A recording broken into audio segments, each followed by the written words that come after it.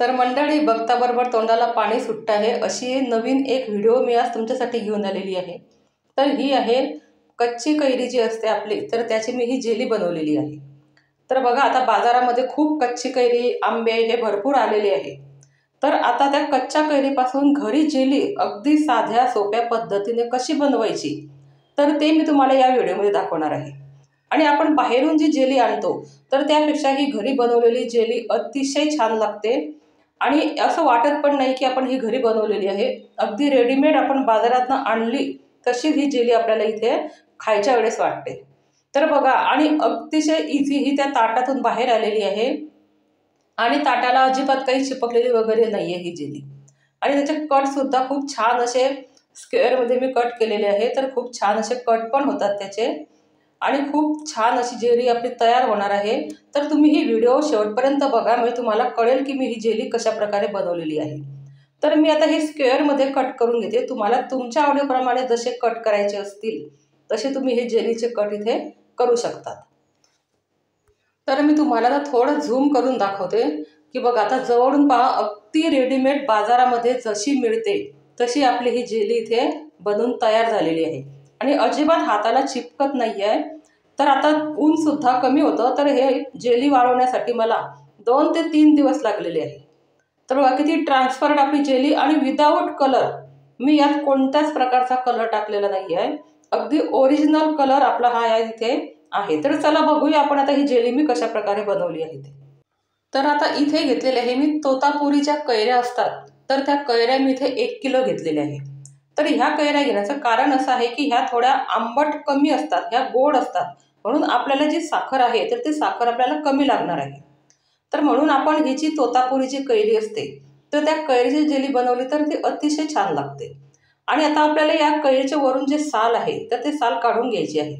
तर बघा, आता पावसाळ्यामुळे ह्या कैऱ्या अशा मला इथे मिळाल्या आहे, एकदम अशा प्लेन ह्या वरून दिसत नाहीये, पण काही हरकत नाही, आपल्याला वरचं साल काढायचंच आहे असंही। तर पूर्ण आपल्याला हे कैरीचं साल इथे काढून घ्यायचं आहे। तर बघा मंडळी, आता मी हे कैरीचं पूर्ण साल काढून घेतलेलं आहे आणि ही जी छोटी एक कैरी होती तर ती थोडीशी पिकलेली निघाली माझी, ती थोडी पिवळीच होती, पण काही हरकत नाही, आपल्याला जेली करायला अशी सुद्धा कैरी चालेल। तर आता ह्या कैरीचे साल काढून घेतल्यानंतर आपल्याला याचे बारीक बारीक पीस करून घ्यायचे आहे। कारण आपल्याला हे बारीक पीस केल्यानंतर ह्या ज्या कैऱ्या आहेत तर ह्या कैऱ्या आपल्याला कुकरमध्ये उकडून घ्यायच्या आहे, म्हणून याचे असे बारीक बारीक मी इथे तुकडे करून घेणार आहे।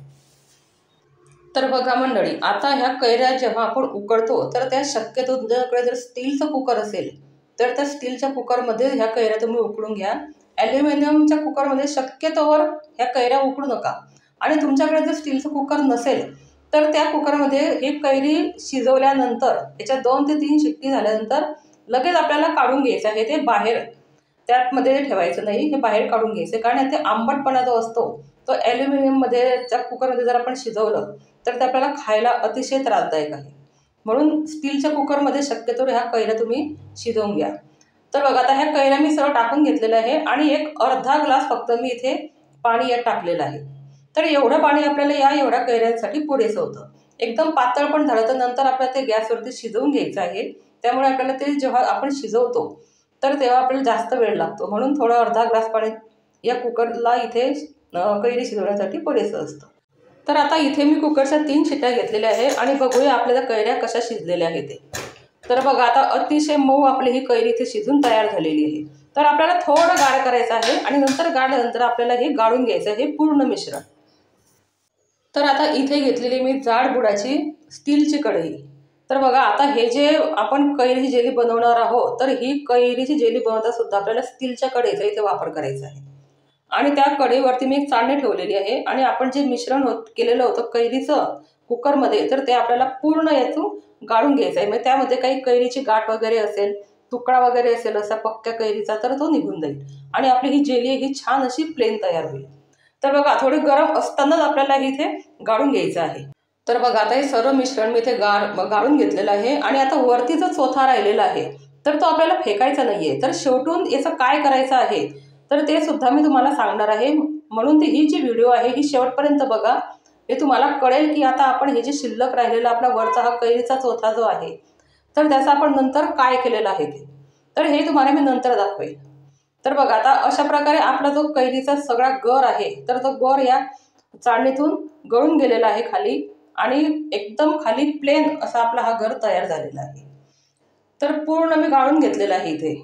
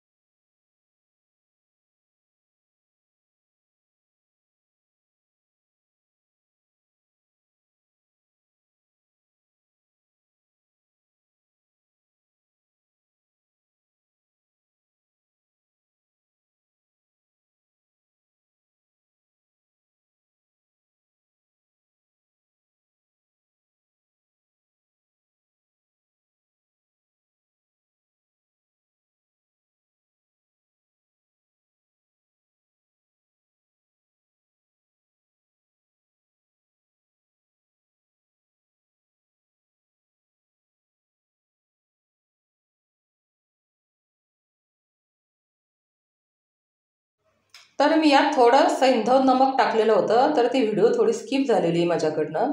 तर आपण प्रमाणानुसार याच्यामध्ये सैंधव नमक किंवा काळं मीठ तर हे तुम्ही वापरलं तरी चालेल। फक्त मी सैंधव मीठ इथे वापरलेलं आहे आणि याचा कलर पहा आता चेंज झालेला आहे आणि आपलं हे जे मिश्रण होतं हे सुद्धा कमी झालेलं आहे।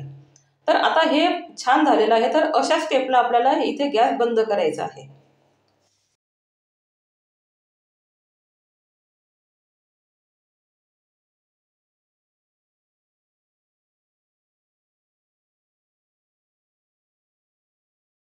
तर बघा आता इथे मी सेम साईजमध्ये 2 ताटं घेतलेली आहे। तर याला मी तूप लावलेलं आहे खाली, पण आपल्याला एका ताटामध्येच हे मिश्रण टाकायचं आहे। तेवढ्या एका ताटातच माझं हे एवढं मिश्रण बसलेलं आहे। तर हे जे दुसरं ताट आहे तर हे मी बाजूला ठेवलेलं होतं। तर बघा आता छान आपल्याला तूप इथे सगळं पसरवून घ्यायचं आहे आणि तुम्हाला जर पातळ थर हवा असेल तर तुम्ही 2 ताटांमध्ये एवढं मिश्रण डिवाइड करू शकता।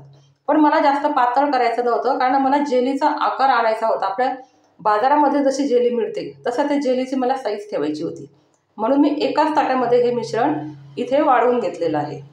तर आता हे छान असं आपण पूर्ण ताटाला तूप लावल्यानंतर जे आपलं मिश्रण आहे तर ते आपल्या गरम या ताटामध्ये इथे ओतून घ्यायचं आहे।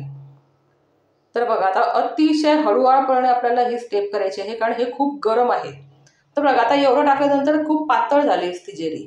मग मी काय केलं, सर्व मिश्रण यात टाकून घेतलेलं आणि एकाच ताटामध्ये हे जे मिश्रण आपण ताटामध्ये काढलेलं आहे तर हे आपल्याला जास्त उन्हामध्ये वाळवायचं नाही। तुम्ही फॅन खाली सुद्धा वाळवलं तरी चालेल आणि थोडं 1-2 तास जर उन्हामध्ये ठेवलं तर काही हरकत नाही। आणि तुम्ही पूर्ण जर उन्हामध्ये ठेवलं, कडक उन्हामध्ये, तर या जेलीचा जो कलर आहे तो कलर येणार नाही आणि आपली जेली अशी मार्केटसारखी तयार होणार नाही। तर शक्यतो तुम्ही ही जेली आहे तर ती फॅन खालीच वाळवा।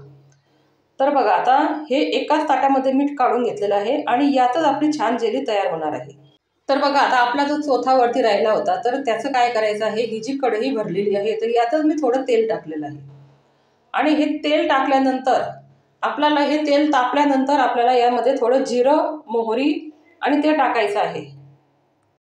जिरं मोहरी टाकल्यानंतर आपला जो चोथा आहे तर तो चोथा आपल्याला यात टाकायचा आहे आणि आता याला छान अशी टेस्ट येण्यासाठी आपल्याला थोड्या तिखट, हळद आणि मीठ आणि थोडं धण्याचं कूट, तर एवढा मसाला आपल्याला यात टाकायचा आहे। आणि बघा तुम्हाला जर हे आंबट आवडत असेल तर तुम्ही यात गूळ किंवा साखर काहीच टाकू नका, पण आमच्याकडे आंबट आवडत नाही म्हणून मी यात थोडा गूळ हा टाकलेला आहे।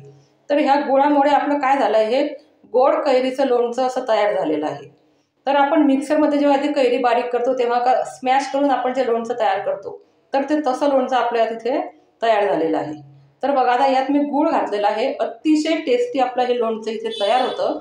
म्हणजे बघा आपल्या कैरीचा जो चोथा राहिला तो पण आपण फेकून दिलेला नाही, त्यापासून आपण लोणचं तयार केलेलं आहे. म्हणजे आपलं या जेली कैरीपासून जी जेली बनवतोय त्यातलं आपलं काहीच वाया गेलेलं नाही. आणि आता इथे चवीपुरतं थोडं आपल्याला मीठ टाकायचं आहे आणि आपला गूळ विरघळला म्हणजे आपल्याला इथे हा गॅस बंद करायचा आहे. आणि अतिशय तिखट, आंबट, गोड असं छान लोणचं आपलं इथे हे तयार झालेलं आहे. तर तुम्ही जेवणामध्ये किंवा आपला ब्रेड असं त्या ब्रेडला सुद्धा हे लावून खाऊ शकतात आणि लहान मुलं तर खूप आवडीने हे लोणचं खातील. तर खूप छान लोणचं आपलं इथे हे तयार झालेलं आहे. तर आता आपलं हे जे मिश्रण आहे हे सुद्धा छान वाढलेलं आहे. ते 3 ते 4 दिवस मला इथे एक कोरडं करण्यासाठी लागलेलं होतं आणि बघा आता ताटापासून ते अतिशय अलगद असं बाहेर येतं. अजिबात हे ताटाला चिपकलेलं नाही आहे आणि ते छान कोरडं झालेलं आहे. तर मी जास्तीत जास्त ते फॅनखाली वाळवलेलं आहे आणि उन्हामध्ये फार कमी ठेवलेलं होतं. तर खूप छान आपलं इथे जेली तयार झालेली आहे. तर ही जेली तुम्ही नक्की घरी तयार करा आणि तुमची जेली कशी झाली ही मला कमेंटमध्ये सांगायला अजिबात विसरू नका. तर बघा आता ही जेली आंबट, गोड आणि तिखट लागण्यासाठी आपण यात थोडं वरती चिली फ्लेक्स टाकणार आहोत. तर खूप छान अशी चव या चिली फ्लेक्सची याच्यावरती लागते. तर तुम्हाला जर आवडत असेल तर तुम्ही टाका आणि नाही आवडत असेल तर नका टाकू. पण हे अतिशय सुंदर अशी आपली जेली इथे तयार झालेली आहे. तुम्हाला माझी व्हिडिओ कशी वाटली मला कमेंटमध्ये सांगा आणि ही व्हिडिओ जास्तीत जास्त शेअर करा. आणि चॅनलवर तुम्ही जर नवीन असाल तर चॅनलला सबस्क्राईब करायला विसरू नका. आणि चला मग भेटूया आपण अशाच पुढच्या नवीन व्हिडिओमध्ये. तर बघा तिखट आणि येलो कलरची आपली ही जेली इथे बनवून तयार झालेली आहे. तर अशा नवीन नवीन व्हिडिओ मी तुम्हाला या चॅनलवरती घेऊन येणार आहे. तर व्हिडिओला सबस्क्राईब करा, शेजारी जे बेल आयकॉन बटन आहे ते प्रेस करा म्हणजे मी जेव्हा नवीन व्हिडिओ टाकेल तर सर्वात आधी ती तुमच्यापर्यंत पोहोचेल. तर बघा आता आतून सुद्धा आपली जेली कशी दिसते, एकदम छान अशी जी बाजारामध्ये मिळते तशी जेली आपली ही आतून सुद्धा दिसते. तर चला मग भेटूया आपण अशा पुढच्या नवीन व्हिडिओमध्ये.